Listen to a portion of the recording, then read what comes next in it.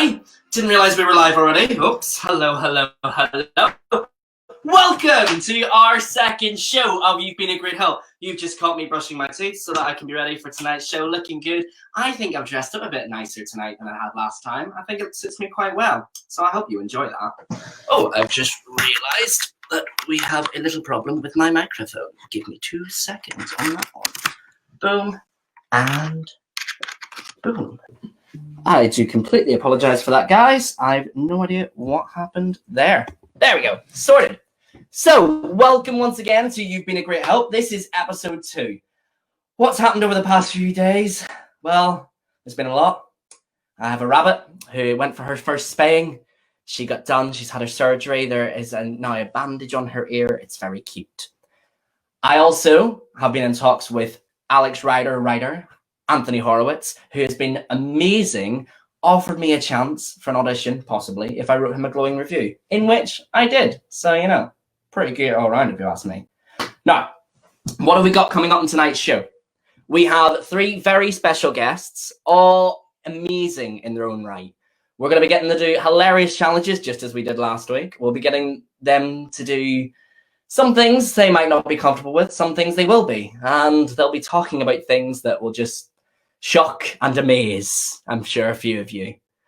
But for some people,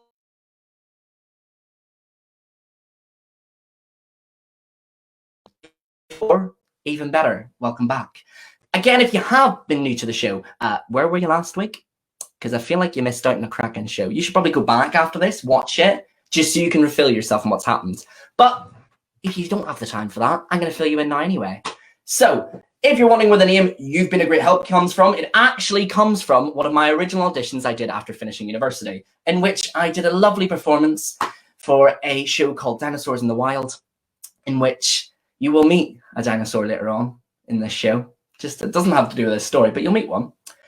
And in it, I did a lovely rendition of this script that had handed me, and then sat down outside. They walked up to me, they tapped me on the shoulder, and they said, "Thanks. You've been a great help." Been a great help with what? With getting the role? With doing amazing? I never found out, but you know, always fun. Now, welcome to the show. 2 seconds, one of my guests is messaging. I may have to do some... My screen's freezing. Oh. I have no idea why that is. According to this, I'm live and I have no problems whatsoever. It could be your internet. It could be mine. My Wi-Fi could just be really bad right now. So I have no idea why. I do apologise for that, mother. Now, for people tonight, you're going to see a lot of things that I've just said. But I'm going to bring on my first guest now. I'm going to move around a few things. So, if my first guest could prepare themselves. For our first guest is a fantastic performer in his own right. He runs his own musical theatre company, touring it around schools. In fact, I was in it once, playing a fantastic hero called Robin Hood. I'm sure you've heard of him. He is a quite important character in the mythos of the world. And he's also choreographed fights for many different productions and films and TV series, including one called Hollyoaks. I know, right? It's fancy. Fancy. So, ladies and gentlemen, please welcome to the stage, Ian McCracken. Hello. Hello. How are you? Oh, I'm good. How are you? Very good. Nice to see you. It's been a while. Yes, Brandon was one of my great actors. And then this stupid thing called COVID-19 happened. And unfortunately... Oh, good old COVID-19. It's always a pleasure. I know. Well, you know, it helped me set up this, so I ended up getting to do a fantastic show out of it. Exactly. You have to get the good out of everything that happens in life. Life's so, never going to be smooth, and it is what you make it, and just do your best to make it good. Oh, absolutely. So, Ian, I just want to start off by asking you a couple of questions. I don't know if you've seen the show last week. In it, it's just going to be me asking you a couple of questions. Oh, you did? Oh, fantastic. So you saw a little task. So I'm a bit nervous about the end of this, but we'll see. Oh, you should be. You're going to enjoy it loads. No, I just want to start off by asking you a few questions. So, Ian, how did you actually become a fight director? Well, I've done martial arts most of my life. I did bits when I was a child, but that's not really what drove me into fight directing. I went to university, studied performance studies, wanted to continue my training, and went to Guildford School of Acting. Very good musical theatre. Well, very good acting school, in fact. But I did musical theatre there. And one of my subjects was stage combat. And I started training under a fight director called Andrew Ashenden. Did my first exam, seemed to pick things up quite well. Just really enjoyed it, just felt quite natural to me. Don't know whether that's a good thing or not, but I enjoed it. And well, you know, if it feels natural to be hitting people, then I feel that's a natural instinct. To be hitting people and not hurting them. So that's that's my viewpoint on it. And I was doing the 1 year postgrad course, so we were only allowed to do our introductory basic level exam. But I was really keen, and Andy said that he would allow me to stay on at the end of the year and do my intermediate, which I did. And then I went back the following Easter, so about 9 months later, they allowed me to go back for a 2-week course. And I did my advanced. And during my advanced exam, there was a fight director called Kevin McCullagh. And he was a trainee examiner at the time, and he watched my exams, then afterwards offered me to go and assist him and train under him, which I did for a couple of years. That was with the BADC, British.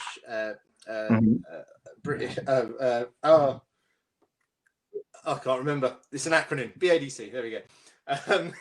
And British Academy of Dramatic Combat. Thank you. God, your mind just goes.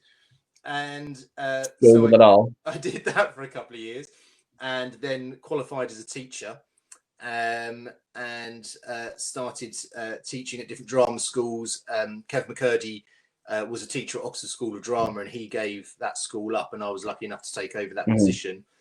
I then helped set up the Academy of Performance Combat, the APC, which is a second or another exam board. And I started putting my exams through there, and I've been instructor at the Oxford School of Drama for, not including my apprenticeship where I worked there, 15 years, I think. Oof, that is a while. So I've been teaching there 15 years. I've seen some amazing actors go through and do some fantastic jobs afterwards, which is lovely. It's nice to see. It's nice to see like an actor's journey from start to graduation, and then actually see what they accomplish. And so fight directing then is a natural progression. So I was doing my stage combat instructing for a few years, helping out on some fringe and amateur productions, and then building up my confidence, building up my ability. And then this year's been brilliant. I've been at the Lyric doing quite a lot of shows there this year. Again, had a few jobs lined up there this summer, which unfortunately won't be happening now, but we're not going to dwell on that. And I've got to work and meet some amazing people and work on some great productions. So it's a fun job.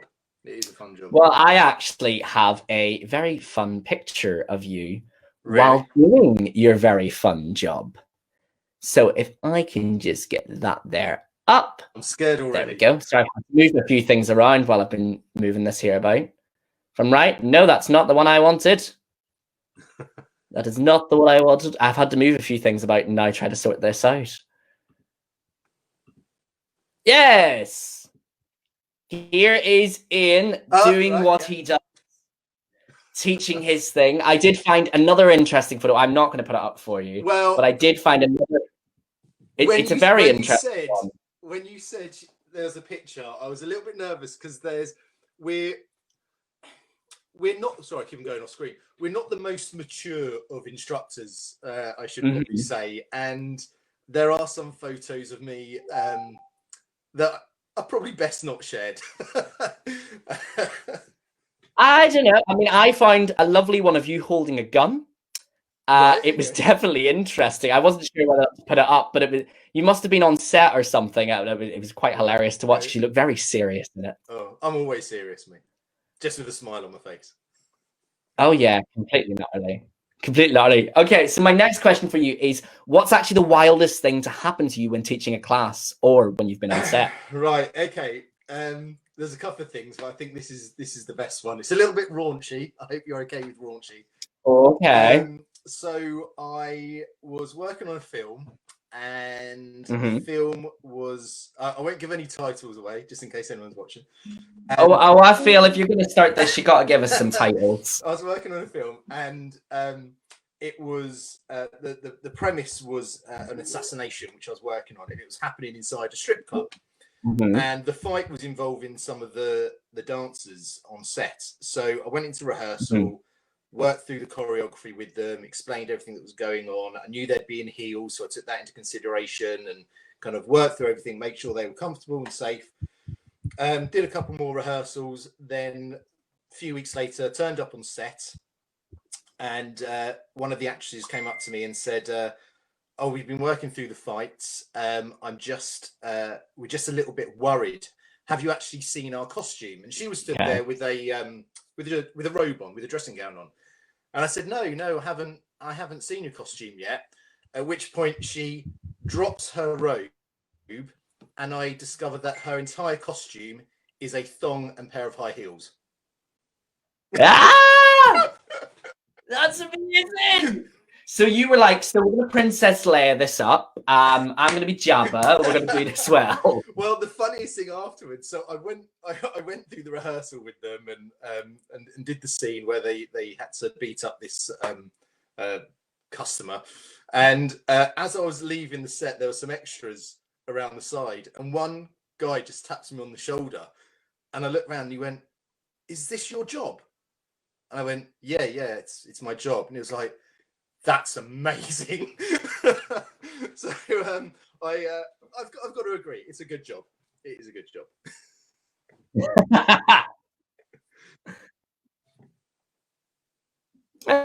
Oh, I've lost you, Brandon. Hello. I have no idea whether I am live and Brandon is not, or whether Brandon is live and I have gone. I don't know what's happened. Let me message him.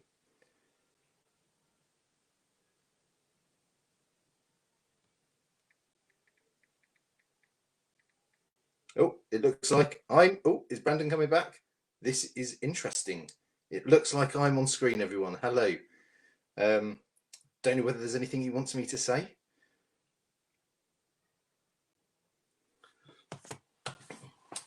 So, I know Brandon sent me some questions across, so I don't know whether I can be seen or whether it's just Brandon and I've been knocked off for some reason.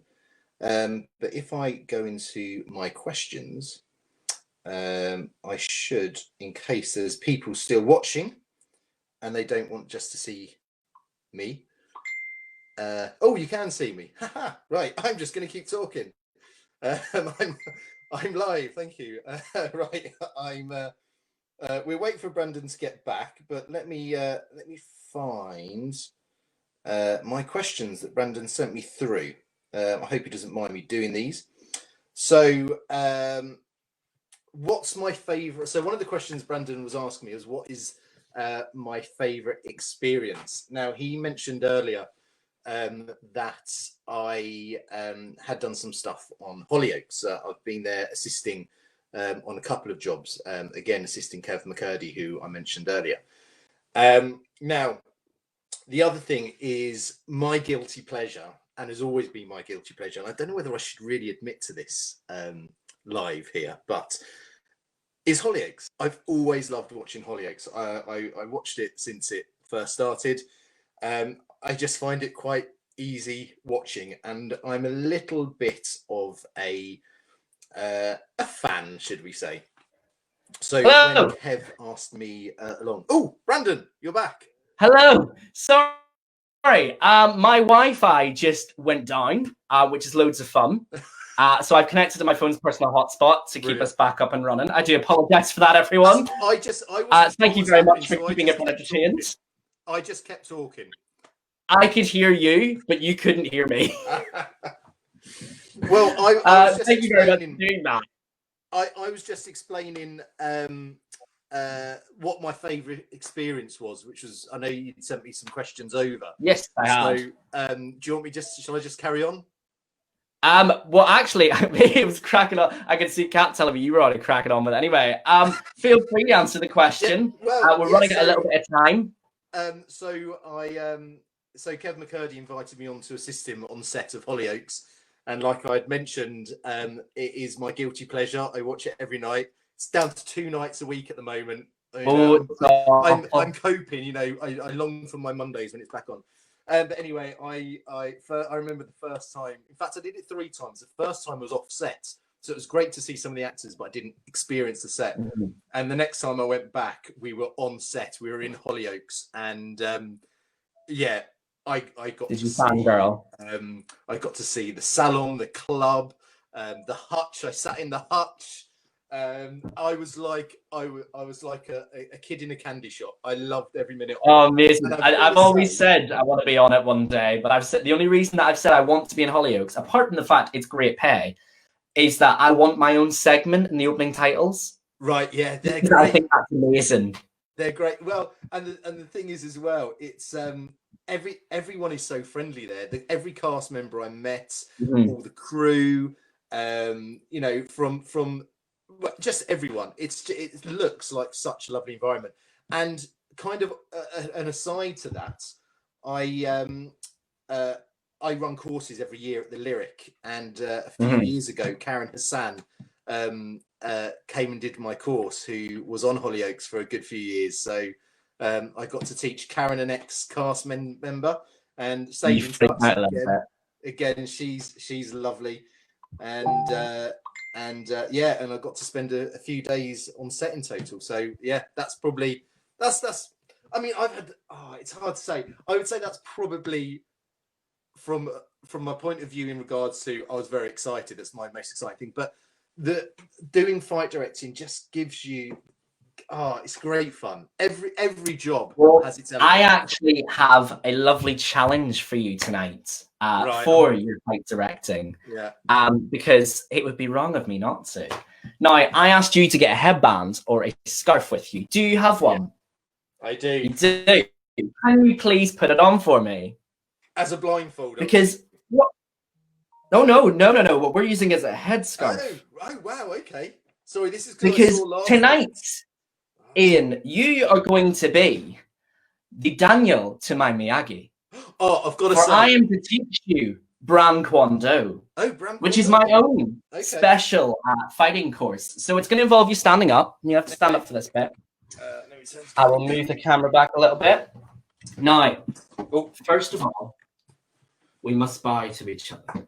It's very important. So we must bow. Well done. Now, next. I need you to get your arms out like this. You're going to move them in circles.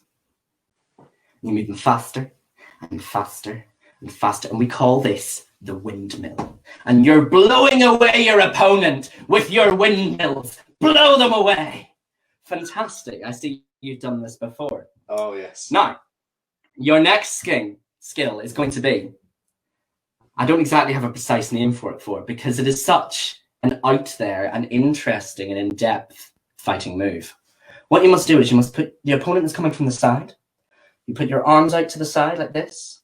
Yeah. And you move them like this. And again, we get faster. And we just sort of shake them with that, and then they'll go away. Well done. Well done. Fantastic. Now, your final move, in which I shall teach you tonight in Bran Kwon-do, is you will stand up, you will go like this, and down, and then bend up and out like that, and then like this again, and up like this. Have you got it? Yeah. Fantastic. You know what? I think we could use a bit of music for this one. Do you? Okay, go for it. So, your bit of music.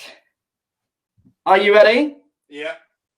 3, 2, 1. Now you can feel the freestyle during this as well. I'll leave that up to you. Oh, God. Here we go.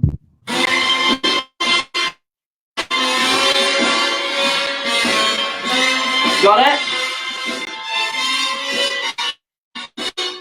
Freestyle a bit. Give it to the people. They're paying you. They're going for it. Thank you very much, Ian. You are now an APC master in Brand-Kwon-Do. Do you know not many people can say they've got that title? Well, do you know what? I will be adding that to the syllabus at the next committee meeting. I think it should be, personally. Sure to put it out there. I'll teach a few classes. I'll get some more music in there. I'm not in work at the minute, so feel free. Hire me again.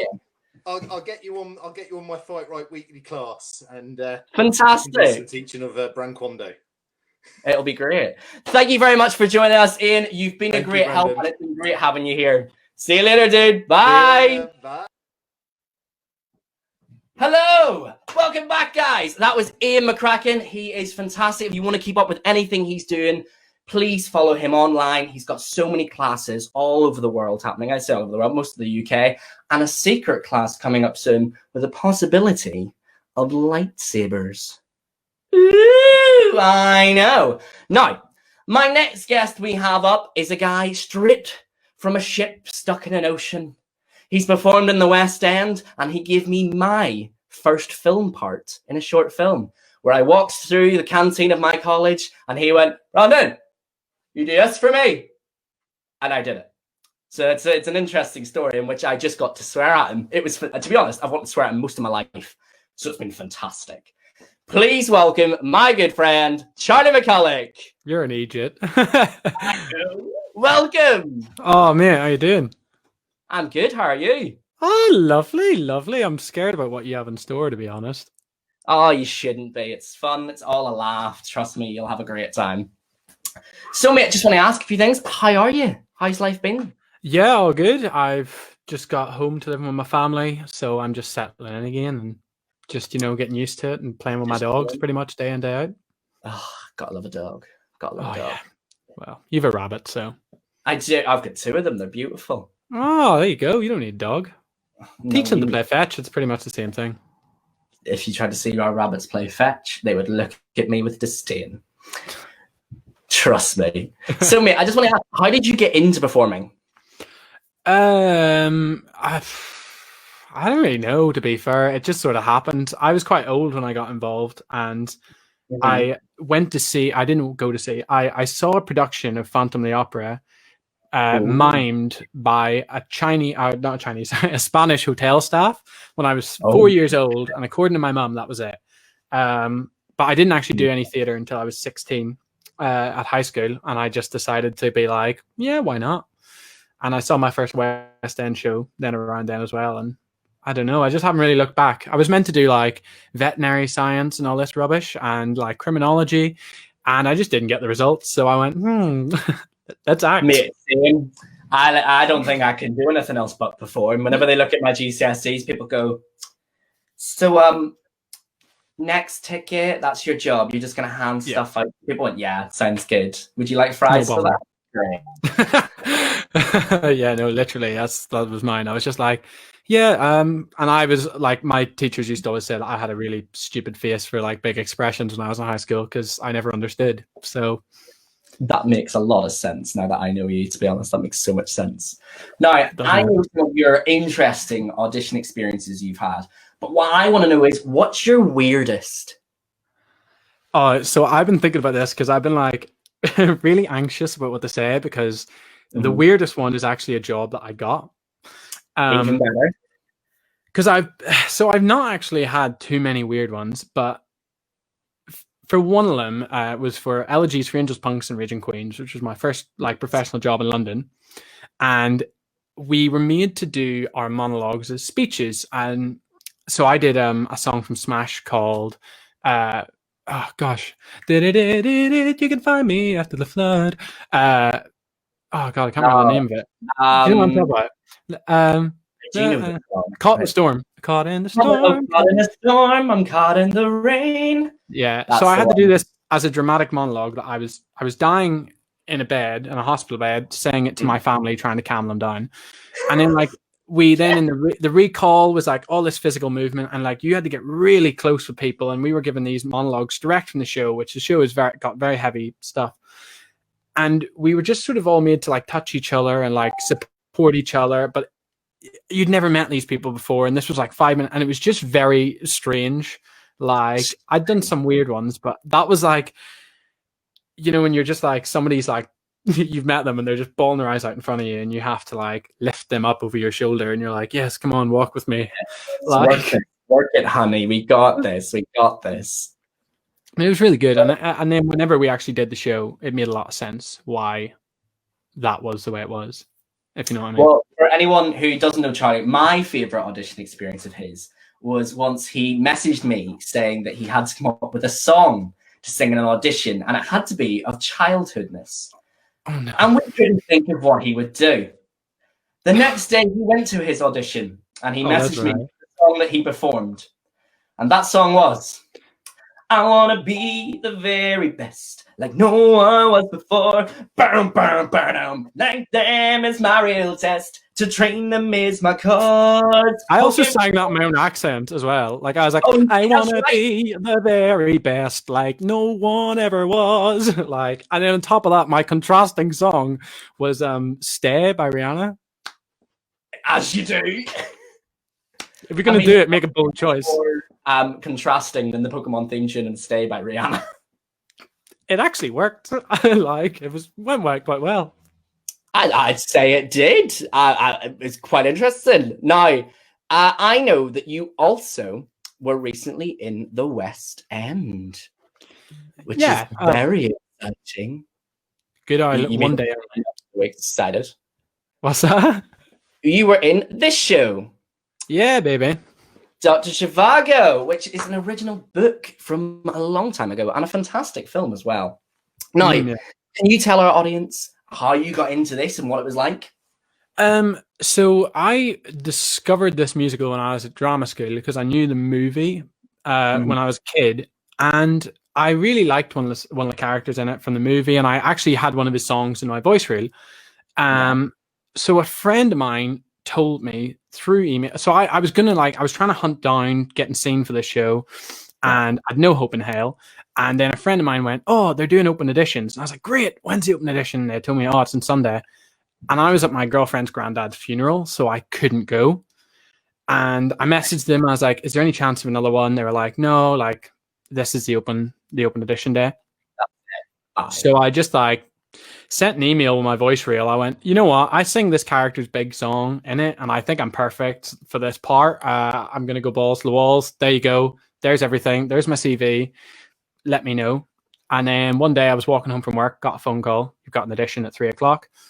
I got home at like 4:30. Wasn't expecting to hear anything because by this point Ramin and Celinda and all had been connected to it, and I was like, and I didn't look at my laptop for ages. The email sat in my laptop for about 3 hours, and I'd got the part, and I was like, great. And I think I cried actually. I think that was my immediate reaction.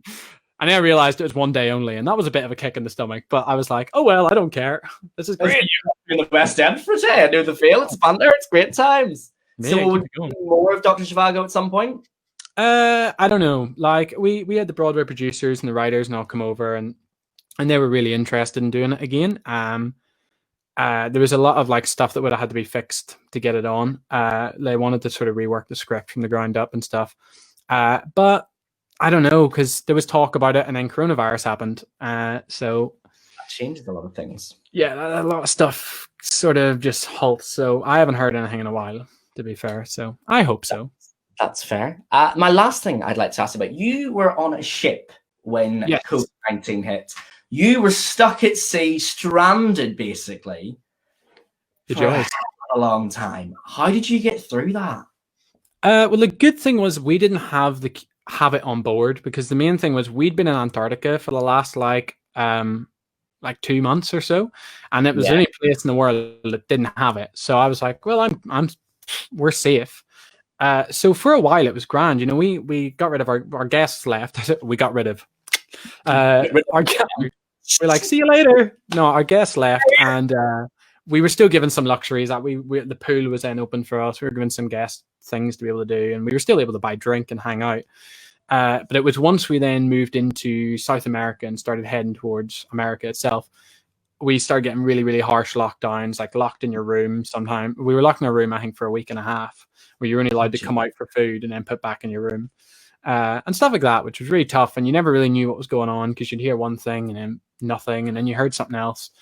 And Wi-Fi was awful and really expensive, so you're like trying to like contact your loved ones. But it was fine. Like, to be fair, at the time it felt awful, but now that I'm back and I've sort of seen what, especially in London and stuff like that, what people were going through at the time, Yeah. I actually think it was a much safer place to be. Like, you went a bit stir crazy, but I was isolated from everything. It was ultimate social distancing, really. You really were. You were the ultimate social distance. Yeah. We'll give you a clap for that. So on our show, instead of clapping for the nurses on a Thursday, we clap for the guests on a Friday. So a clap for Charlie for keeping well and alive on top of that there ship, because I wouldn't have. I did 2 weeks in a ship going between Ireland and England, and it broke me. So fair play. Then again, you're seeing more of the world than I was. Yeah. So I have your challenge for you. Oh, God. Your challenge is a fun challenge, don't worry. And I want everyone in the comments to also comment along with the challenge. So the point of this show tonight as well is I need everyone to keep coming along as much as they can, because we want to break the Facebook algorithm, which basically gets the show out there. More people get to see it. We get more interesting guests. There may even be a celebrity guest in a week or two. Ooh, but that's cheeky. hush. I know, right? It's me. I'm the celebrity guest. I'm coming on to interview myself. It's going to be God, beautiful. if you do that, that'd be great. I'd love to see that. Could you imagine? So what your thing is you have got to guess and tell me what these musicals are based on these badly descriptions of them. Oh, God, I'm going to be terrible at this. Oh, you should be fine. You did a musical theatre degree. I expect a lot out of you here. Yeah, that's the No, thing. in the comments, come along if you can guess what these musicals are, and we'll see if he can guess them just as well as you can. So, number 1 is a girl's unhealthy obsession with her mother's sex life. Oh, Mamma Mia. Well done. That was great. That was very quick. Stalkerish singing lessons. Sound of Music. Nope. Stalkerish. Got it? What? Stalkerish singing lessons. It's a stalker, and he gives Oh, someone... Phantom of the Opera. There we go. Got it. That's like one of my favorites too. Number 3. I know you said it, and I went, really? He's not got this one. Number 3. Tough guys do street ballet. West Side Story. Well done. Number 4. Nazis and nightclubs. What? Wait, what was that? Nazis and nightclubs. Nazis and nightclubs. What? Cabaret. Yes, well done. Number 5. He just wants to finish his painting. Sunday in the Park with George. That's the one. You're doing very well. Oh yeah, I'm scared. Poopington, and Idris Elba then takes them away. Wait, what was that? I missed the start of that. I'm Poopity McPoopiting, and Idris Elba then takes them away. Cats? It is. If you've seen the Honest trailer for Cats, they referenced every song was them going, I'm Poopity McPoopington, and they sing a whole song about them being them, and then Idris Elba disappears them. I really want to watch that movie. I still haven't got around to it. If you not watched it, it's awful. That's why I want to watch it. And I've never done drugs a day in my life, so that tells you exactly what that show is about. Okay, number 7. A group of women fight over who had it worst with their abusive husband. Oh, what do you call it? Chicago? No. Ooh, No. I thought he had it coming. No, a lot of people do. The whole show is about them putting on a concert in which they talk about how much they hate their abusive husband and who had it worst. Oh crap! I can't. Is this? I I was thinking Little Women, but it can't be that way. No, it's a new one. It's been in the West End for a while now. There's I've a number. been away for 8 months. Six. That's it. There we go. Number 8. Canadians are nice. Oh, come from away. Yes. Number 9. Right. Bobby has irritating friends. Company. Yes. Number 10. Edgy fairy tales are edgy. Into the Woods. Yes, it was Into the Woods. Sweet. Number 11. The rumors are the guy takes rumors are true. Guy takes drugs and becomes cool. Guy takes drugs and becomes cool. Yeah. I don't know. was on the West End and it was on Broadway. It just got cancelled from West End yesterday. Oh no, I was gonna say Jamie, but that's definitely not it. Definitely not Jamie. Everybody's talking about Jamie for the wrong reasons. Be More Chill. Be More Chill. Yeah. I've not listened to it yet, actually. Oh, see, you better on that one. And number 12, your last answer. The British Empire loses again. Oh crap. There's not many shows about history. Yeah, my brain just goes Les Mis, and I'm like, they're not in it. They're not. No, the British Empire are not Les Mis. You'd think so with the accents, but they're not in it. British Empire loses. British Empire loses. British Empire loses. Wait, give me a clue. I can't get. Why can't I think of it? It's sung the whole way through. Oh, I'm gonna kick myself. I can feel it. The main character dies. That doesn't help. It's a musical. Main character. Oh. Not got it? No, I don't have it. 3, 2, 1. It was Hamilton. Oh. Okay, yeah. My girlfriend's gonna kill me for that one. I said it was badly described. Yeah, that's fair. Well, you got most of them. I think you only got 2 wrong out of 12. That's fantastic. So well done, mate. You know what? That wasn't as hard as I thought it would be. I was anxious. I was like, oh no. I thought I could make it hard, but I want people in the comments to join along. Not as many people. Nobody but Kat joined along, but some people are probably going to sit there going like, I've never heard of that one. Is that Greece? And I'm like, yeah, I really wanted them to come along because I can see the comments, and I was going to be like, come on. I was like, if I delay for time, somebody will answer for me. No. Well, thank you very much, mate. You've been a great Right. help. Lovely having you on here. Thank you very much for joining us, and we'll see you later. Bye. Yes, thanks for having me. Not a problem. Thank you very much to Charlie. He was fantastic and a great help, and actually did a lot better at that there quiz than I expected, because I found some of them a little bit hard whenever I was coming up with them, going like, oh, what do I say about this one? Now, our next guest is a woman I adore. She cast me in the crucible as an old man, where I learned where I actually still to this day take this to heart. I learned all the lines in that show in a week. And I had the script on stage and never looked at it once. No, actually, I did look at it once.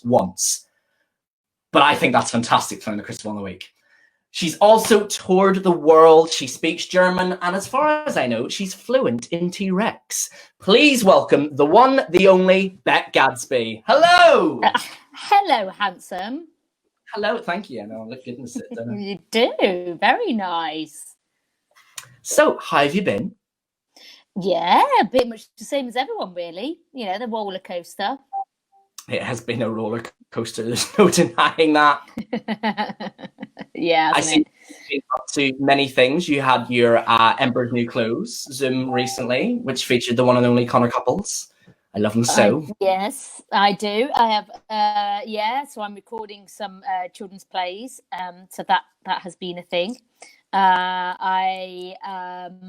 I've had COVID. That's been a thing. You know, I wanted to keep up with the trend, Brandon. Yeah, you know, everyone was getting it. It seemed like the fashion. I didn't want to get behind. I was like, this seems to be a thing. You know, because I thought it might be like, you know, when everyone's read that play or seen that play on the West End and they were like, have you seen this? And then you haven't and you have to pretend you have. I didn't want that to be the thing with COVID. So I thought, get it. And then, you know, you can go, oh, yeah, no, I've had, yeah, totally. I'm up there with the COVID thing.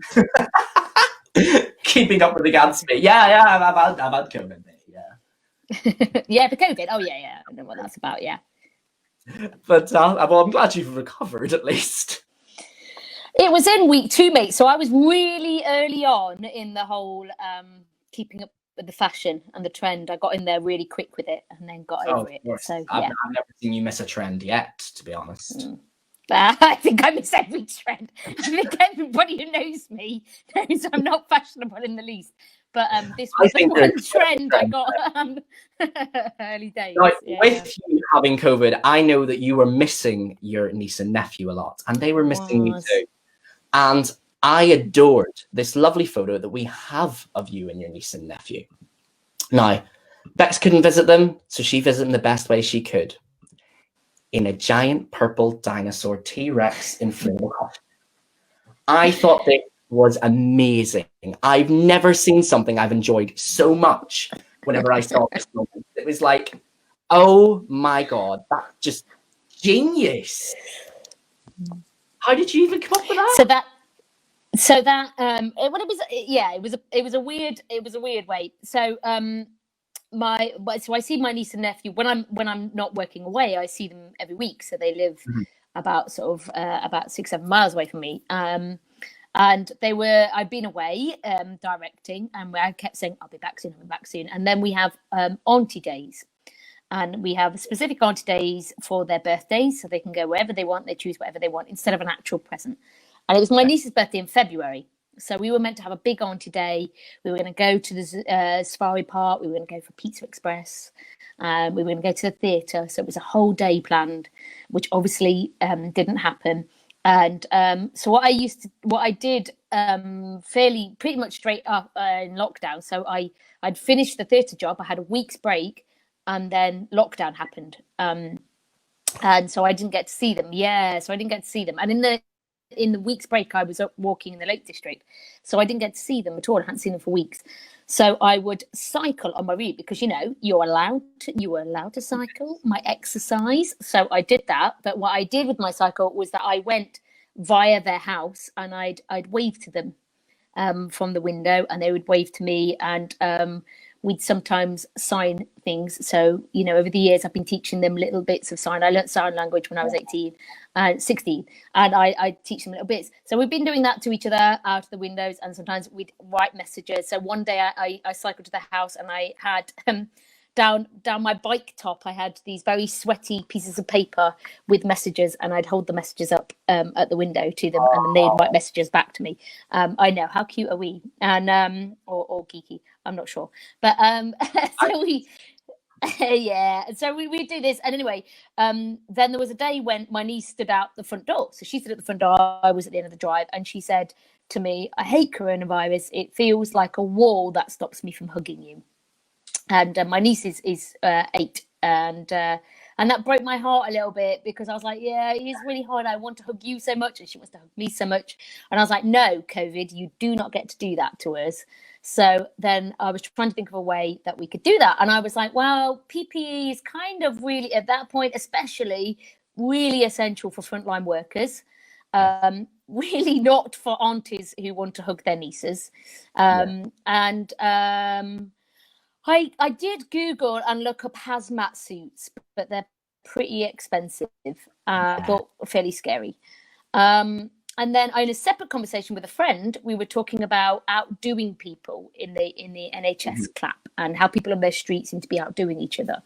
And in a separate Zoom chat, we were going, oh yeah, and they go, oh yeah, no, they've not been out, but also, oh, they've got a pan this week, and then someone says a bigger pan, and okay, who can make the most noise now? That's what it's about, isn't it? Rather than the actual thing. And we were chatting about that with my friends, and one friend said, you ought to wear something more ridiculous. And I was like, get one of those inflatable dinosaur suits. Wear those out the front. And my other friend went, oh, no, yeah, but you wouldn't do that. And I was like, yeah, I would if I had one. And my other friend said, yeah, she would. To be fair, if Beck had an inflatable dinosaur suit, for sure she would go out. And 2 days later, arrived at my door from Jill was a very good friend of mine, was an inflatable dinosaur suit with a note saying, now it's a dare, you have to go out. I love it. Which I did. But also it was very useful because I decided it was my own PPE. So I wiped it all down, I cleaned it all down, and it's not open face, so I could hug my niece with it. So yeah. Love it. That is how it came about. Yeah. Now, moving away from your personal life to your career life, you are a pretty big and pretty amazing director, if you ask me. I love your stuff. Anything I see of your stuff, photos around the world, from Whitehorse over in Germany to the stuff that I've seen in the uni, it's always so interesting. I just want to know, how did you even become a director? How did that come about? Well, I would say it's that old fable again of it found me and then I didn't find it. So I was working as an actor, and I had been for 4 years, and I was playing Lady M, and I was in rehearsals for the Scottish play that obviously we can't mention because It's unlucky. Yeah, that one. And the director got ill, and I was dead. Not me personally, obviously, because that would be weird. My character was dead, and yeah, Lady M got off a rocker. I jumped off a tower and committed suicide. And then they were there, so I was just sitting around in rehearsal, so I wasn't really doing anything other than trying to learn my lines. And the director wasn't very well, and they said, "Would you direct for the day? Or just oversee it." So I did, and then was like, "Oh, okay, I really like this, and I really enjoyed it." So that, yeah, and then that was how it came about. And I did a couple of days, and then thought I really enjoy this. So from then, I had I set up a theatre company with my cousin, who was also an actor. And I guess that came about because we were working for other companies and working really hard with other touring companies.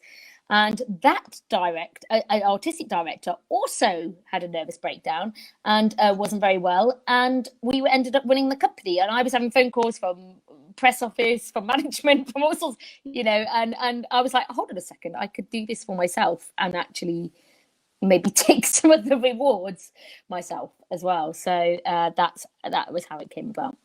No, well done. You've done loads. You've traveled the world. So I have to ask, you've traveled so many places. What's your favorite place or mountain? Because I know that you love to hike up mountains. I do. Favorite place is impossible. There's so many places for so many different reasons that have their value. Favorite mountain is really difficult. Last year, I did Mount Kinabalu, which is in Borneo. Yes. That's probably the highest mountain I've ever climbed. It's 3,000 and something meters. I'm gonna take a stab and say 3,095. I don't know.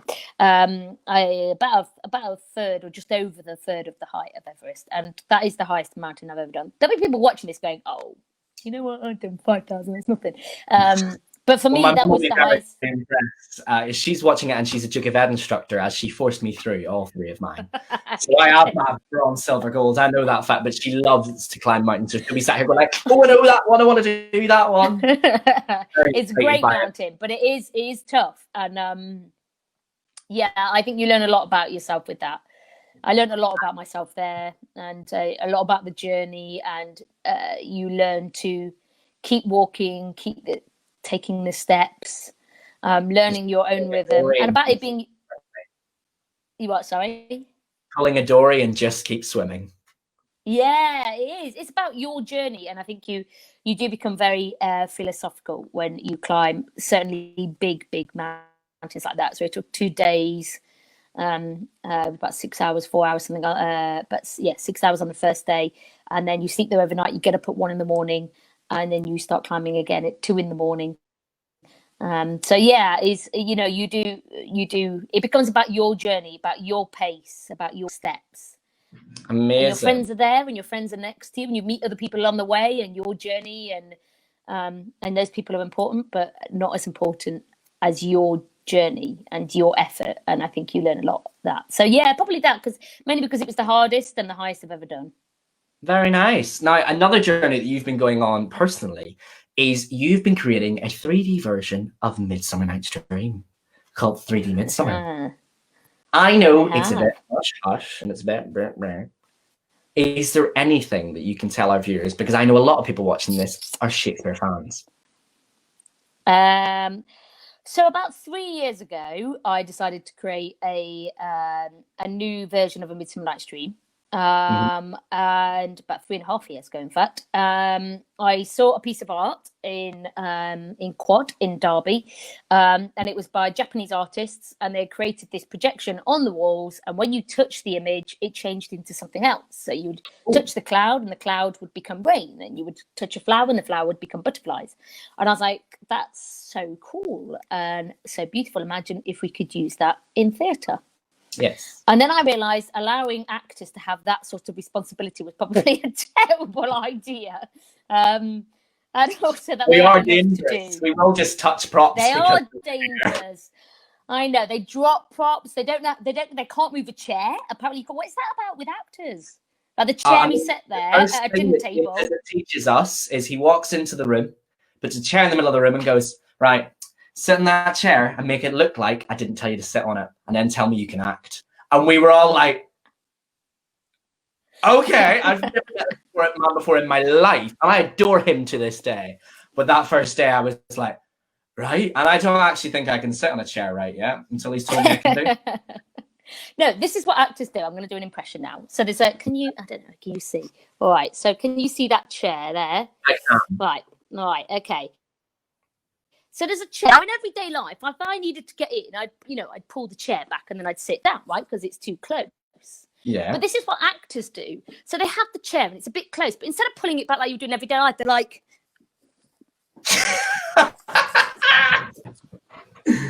because you can't move an item of set. And I'm like, just move the chair, guys. Me too. What do I do? I'm like, yeah, the chair is already set there, so I can't. I'm like, just move the chair. That's what you would do. You would move a chair. It's at the table. It's your set. It's meant to be your house. It's your chair. Even if I went to somebody else's house, I would still move a chair, right? So what's going to be happening with 3D Midsummer coming up soon? Yes, I know you'd keep asking me about that. So it's almost like the idea is that we I know, I tried to avoid it, right? But what we're trying to do is use technology. We're trying to use digital technology with a mix of a variety of different things, but and kind of make it an immersive experience and see how we can use technology to sort of like, for me, to get over those sort of boundaries I have as a director where traditional theatre methods don't facilitate the imagination. So I feel like sometimes my imagination is pretty big and we can't achieve that in practical theatre methods that we've always used in the traditional methods. So what I want to do is use technology, because anything, I'm told by my tech team that anything you can imagine can happen. And so they have regretted saying that to me in recent times, I must admit, but I'm now restricted to 2 things, Beck. You're allowed 2 things, that's it. But initially they said to me, anything you can imagine can happen. And that really interests me in terms of that CGI technology, in that motion capture technology and all those other things that we see on film. But for me, theatre is massively behind that. I don't want it for technology's sake. There's elements of storytelling that I always find difficult. I've directed Midsummer 5 times previously. There's always so many issues because of the magic and the fantasy element to it, and we can never get around that with the technology that with traditional theatre style. Sorry. So what I want to do is use technology to kind of make those magical elements really magical, and think sort of Harry Potter-esque magic with live theatre. And that's all I can tell you for now. Although I can tell you there's going to be some very exciting news announced on Monday. Oh, look out for that, people. If you want to find out things, do follow Rebecca on Twitter. Feel weird calling you Rebecca there. Feel free to weird. It's weird for me, that is. At the time, I had to announce you on things. I was like, oh, I don't know if I like comments. That's amazing, and I look forward to seeing it. Now, last thing for you is coming up to your challenge. Oh, so, no. I know you've directed Pride and Prejudice many times. Can you tell us how many times? 6. 6? I always felt it was more than that. The things you've done with it. And how many other Austen plays have you done as well? I've done Sense and Sensibility 6 times and Emma once. That's what it is. I knew you'd done so many Jane Austen. So you've done 13 times of Jane Austen's writing. Well, for you tonight, Beck, we have a lovely little challenge. And your challenge is a name I like to call Austen versus Austen. You will be given quotes either by Jane Austen or the famous wrestler Stone Cold Steve Austin. What I want people, right, you were not expecting this. I really wasn't. No, I want people in the comments to comment along as well, like we said with Charlie's one. I want to see if you can guess who said what. So, Beth, are you ready? I think so. So- I'm scared, but go on. I've got 7 of these. Number 1. Please. I've traveled the world the last few years. Sometimes I think of home.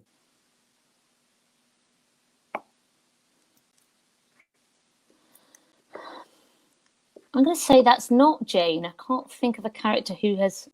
Yeah, I'm going to say not Jane. Her writings and her letters.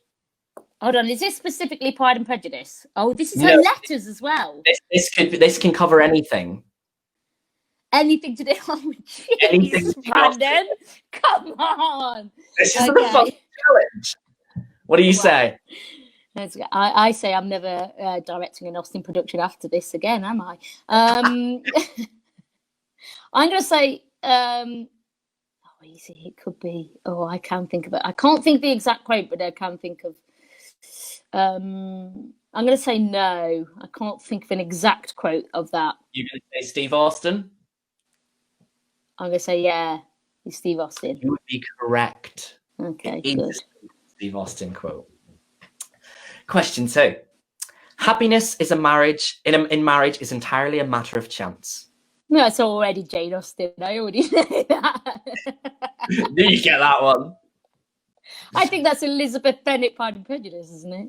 Yeah, I think it is, yeah. Number 3. A large income is the best recipe for happiness I have ever heard of. Yeah, that's definitely Jane. That's Jane as well, correct. Yeah. Number 4. You call yourself a gorilla, yet you come here and hee-haw like an ass.